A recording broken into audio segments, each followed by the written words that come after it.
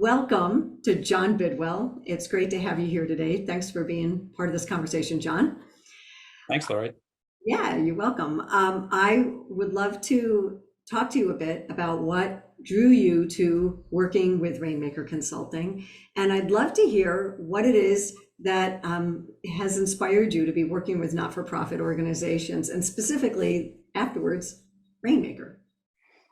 Yeah, so one of the things that appealed to me about Rainmaker is this great fit where I can really focus on my strengths to help others.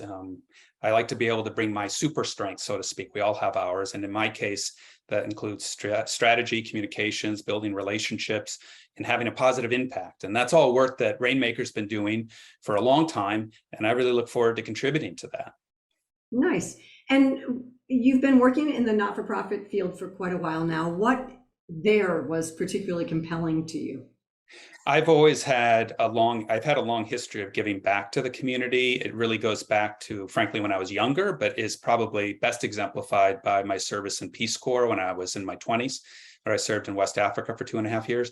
And since that time, I have served on various boards of directors, committees, and then it's been the core part of my work with specific jobs I've had. Most recently was leading our local United Way. It was really a privilege again, and I'll be forever proud of the fact that I was able to lead the United Way's local COVID response, as well as lead the merger of our two United Ways across Franklin and Hampshire County. That's great. So as you begin working with Rainmaker, what are the areas that are most in your wheelhouse or where you're most excited to be sharing your skills and your abilities with our communities? Yeah, I really love focusing on strategic planning, fundraising, operational improvements, marketing and communications because of my background, and social impact.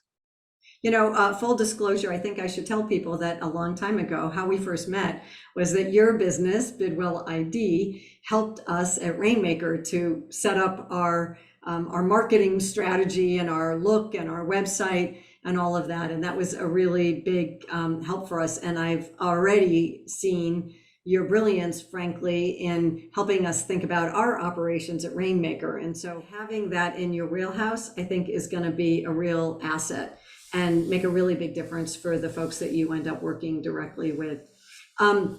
We also did work together working on a culture of philanthropy while you were at the United Way. Do you want to just speak a little bit about that work and your, I don't know, just any reflections you have about its impact on the United Way?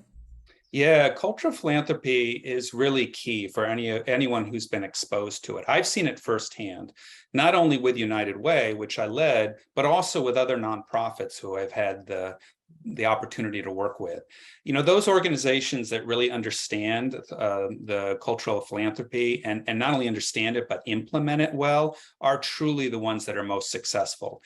Those who don't are going to struggle. And that's not just hard for those organizations, but frankly, it's hard for the people that they serve. At United Way, working with Rainmaker was instrumental in terms of us being able to improve some of the larger donor base that we have, meaning not just the largest donors, but the number of those donors that we have. It really pays off. And by pay off, I don't just mean financially. I mean in terms of the mission and the ability to give back to the community and make it a better place. Great, thank you. And I'm glad that you embraced it so well and that you took it on within your organization. And it was exciting to work with you on that. So are you ready for the last question? I'm always ready for the last question. All right, good. What is a weird fact that you know? Yeah, so when I had my own business, which I did for 12 years in marketing and branding, I actually had a blog that I started that had to do with cognition and how the mind works, and in particular, how it relates to marketing. So I've always been intrigued by that. And so interesting facts to know. There are over 200 cognitive biases and distortions that mean that we don't always think as rationally as we should.